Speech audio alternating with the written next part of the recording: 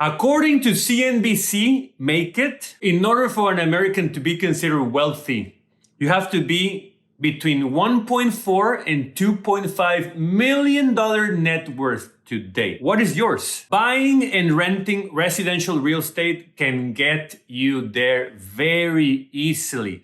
But there are a certain number of things that you have to understand first before you go all in. And in this video, I'm very happy to show them to you and explain them to you so you're ready to buy your first residential real estate property.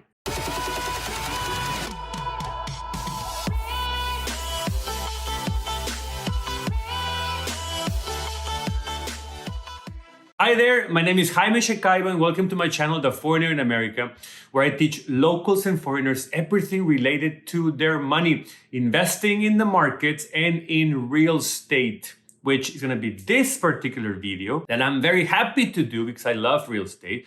So if you're someone like myself that loves investing and loves to accumulate money and richness and all this good stuff, make sure you subscribe to my channel and hit that bell so you don't miss any one of my 2 weekly videos. I also post on Instagram at The Foreigner in America. I have a personal blog, theforeignerinamerika.com, which I do pretty much this video, this content, but I elaborate a lot more on good information that you can read. And I also have a book, A Foreigner in America Can Succeed, which is a solid read and shows you how to be successful in every aspect of your life, not just the financial one. When you start investing on real estate, you have to start small. There's no reason for you to go and start by investing in a multifamily big apartment complex. One, because you don't have the experience to manage one of those. Two, because the rules are different from the ones I'm gonna show you in this video. And three, because most likely you don't have the cash to put down such an enormous down payment. When you start on residential real estate, I recommend you to go for a single family home and in a range from $100,000 to $200,000.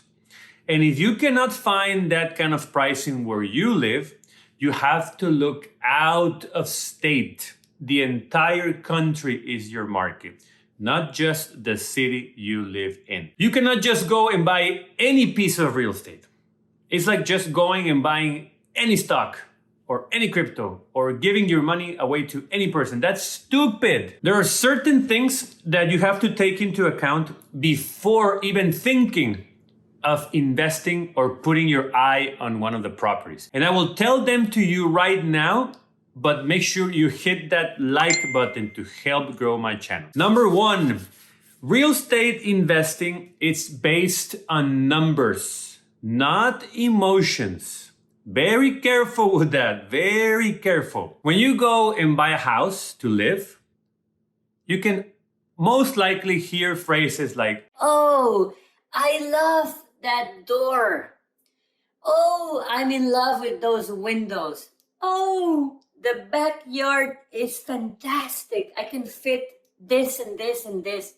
Oh, my dog will be so happy running around."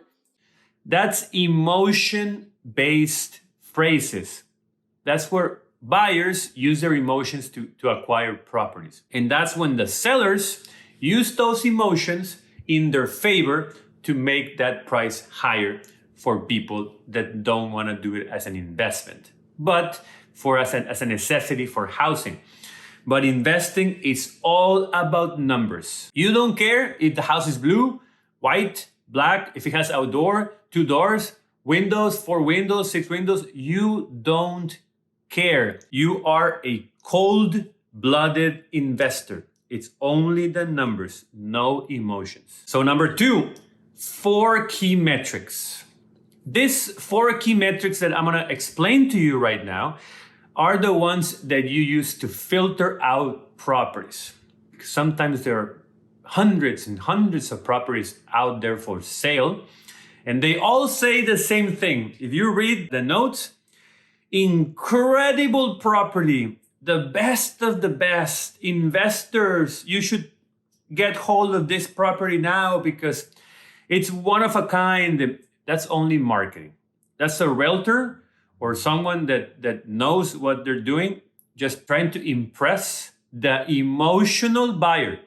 But remember, you're not an emotional buyer. So you read that and you're like, show me the numbers. So the 4 numbers that you want to see are asking price, estimated rent, the neighborhood class, and the investment estimate. Asking price is how much the seller wants for the house. Period.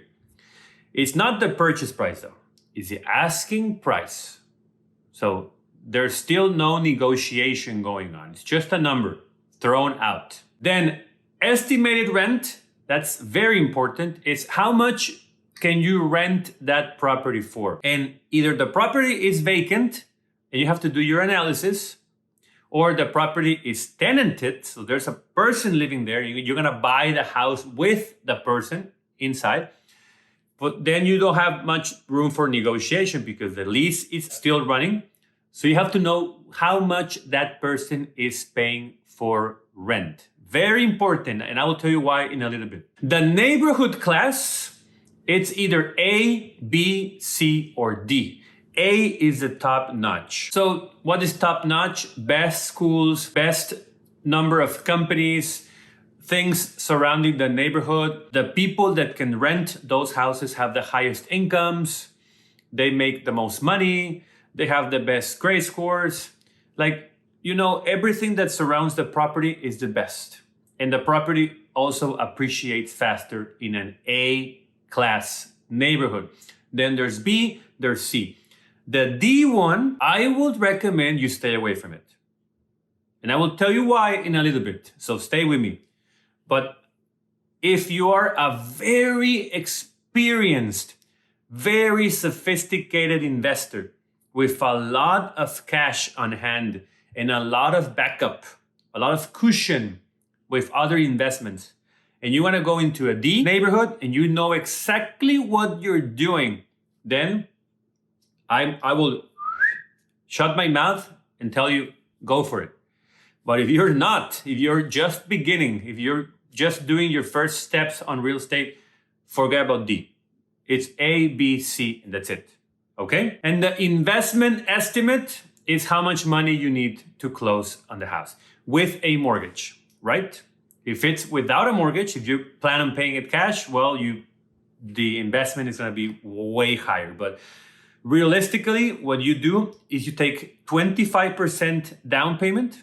That's how much you need for a loan. It's not 20 because it's not personal property, it's investment property. So 25% down plus closing costs plus some rehab, depending on the property, and plus some fees if you use a property management company.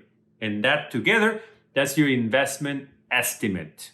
Okay? After you know these 4 metrics, then you can filter out a lot of the properties that don't make sense for you. So how do you do that? Let me explain to you. I don't really care for asking price.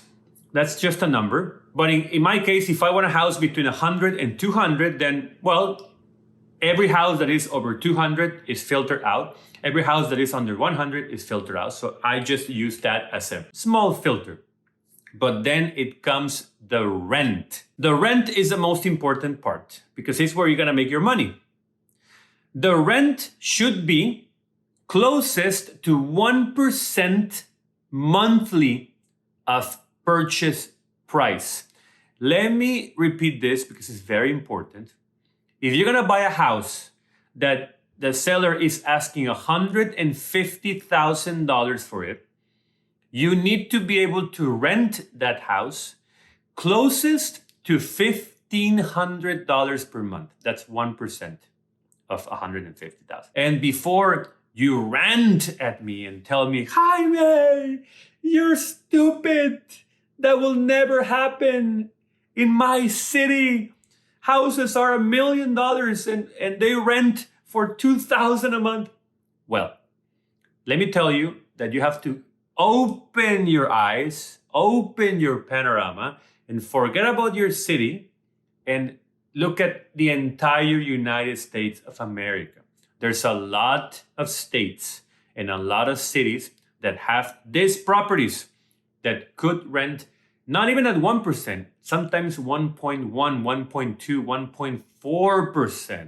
You just have to be diligent and look for them. Number 3, the 5 metrics that you have to use once you already chose your property. So the first 4 metrics are for you to filter out the ones that you like versus the ones that you don't like. But once you have a couple of houses in front of you, good asking price on your range, the rent seems closest to 1%, the neighborhood is ABC, and everything looks nice around, and the investment amount that is required is comfortable for you, perfect. Now it's time for you to do your due diligence as an investor with these 5 key metrics. The first one is called cap rate. Cap rate is the operating income divided by the purchase price. It's just a number. It's more used or more commonly used in commercial real estate, but it's also used in residential. This is a percentage that will express how much your money is worth, like your investment is worth. So how much your money is going to be able to produce. So it's important that you aim for a 6% cap rate or higher. The second metric is cash flow. So cash flow is after you receive your rent and you paid mortgage, escrow, property management, and any other fee, that's the money left for your pocket. That's called cash flow. Aim for at least $500 per month of free cash flow. The third one is appreciation. So this is important for the long-term investor. For real estate, everything is long-term actually. You don't want to get rich in 1 or 2 years. But if you're buying a property with a 30-year mortgage, well, you need to understand what the appreciation of this property will be in the first year, in the 5th, in the 10th, in the 20th, in the 30th. Because what I like is to aim for properties that will appreciate 3 times in 30 years. If you buy a house that is $100,000, that it will be $300,000 in 30 years. The fourth is cash on cash return. I love this number because it just shows how much money your cash is producing. So the money that you put in your investment estimate, how much money is bringing back in a percentage. So this is just the total amount of cash produced divided by the total amount that you invested. So let's say you bought a house, $100,000 home. So down payment, closing, and everything was like 40 grand, 40,000. Well, the first year you made 4,000 of free cash flow. So 4,000 divided by 40,000 is 10%. 10% cash on cash return. Doesn't take into account vacancy or maintenance, okay? So aim for a cash on cash return of 10% or higher. And the fifth one is the total return on your investment. And this is the nice part. When you look at real estate, that's very different from the stocks. The stocks have a dividend, they have an appreciation, right? They go up in value with the market, but they don't have the returns that real estate have, because it's not just the appreciation of the property, it's also the cash flow. It's also the mortgage pay down, that you're paying a mortgage every month for 30 years with your rent. So someone else is paying you the mortgage. And then you're depreciating the property for 27 and a half years. Plus, you're also getting a tax break for the mortgage interest. So all that put together is expressed as a return of your money in 30 years. And that's the total return. So aim for that number to be 20% or higher, not the 8% of the stock market. 20% or higher. Number 4, before you go and put all your money in a residential property, wait a minute. I have to tell you the 2 devils of real estate. And these 2 devils are not called Lucifer or Satan. They're called vacancy and maintenance. So every financial statement, before you buy a property, whoever sells you the property or otherwise yourself have to do what they call a pro forma or a financial statement of the property. There, they will show you every single metric that I talked about: the price, the rent, the neighborhood, and your estimate. And then all the other metrics, which is the cash and cash, the cap rate, blah, blah, blah, blah. They will show you all and they will project it to 30 years. When you see that, they most likely used a standard percentage for vacancy, which could be whatever, 3 to 6%, and a standard percentage for maintenance, which could be, again, 2 to 4%. That's just a standard number. If you play with that number and you bring that any vacancy or maintenance up, even just 1%, the whole projection just shrinks. If you reduce vacancy or reduce maintenance, the whole projection just expands. It's just like the markets. You're projecting an 8% return year over year for 30 years. And you have more or less in mind the money that you will have in 30 years if you invest a certain amount today to retire, right? That's the thought process. But what happens if the market gives you a 6%, not an 8%? Then your retirement is going to be way smaller. But what if it gave you a 12%? Well, your retirement is going to be way bigger. Well, the market, you cannot do anything about it. You have to put the money and forget about it because you have no control over the market.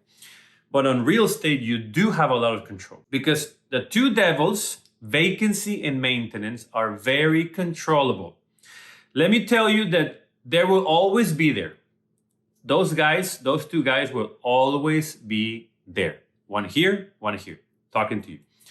But if you choose a property that is old and hasn't been renewed, and someone has to go and look at the property, you cannot buy a property without looking at it. If it's out of state, you have to use a property management company that has people experienced, no emotions, just go and see the property. Because even if you go and see it, you will go and see a wall, a floor, a ceiling. You don't know anything. But someone that is experienced might come in and look at the same thing that you just saw and be like, the floor is crooked, that's off, the foundation is off, the ceiling is wrong, the leak there is gonna mess up this. And that's gonna cost a lot of money. Maintenance will kill your cash on cash return. It will just kill you. It will just wipe your profit away. Maintenance is one of them. If you buy a new house or a house that has been recently renewed, maintenance is not a problem. Now, vacancy is the one that you can control even more. Because if you buy a house that it's located perfectly, this is where the phrase comes in that real estate is all about location, location, location. That's not true.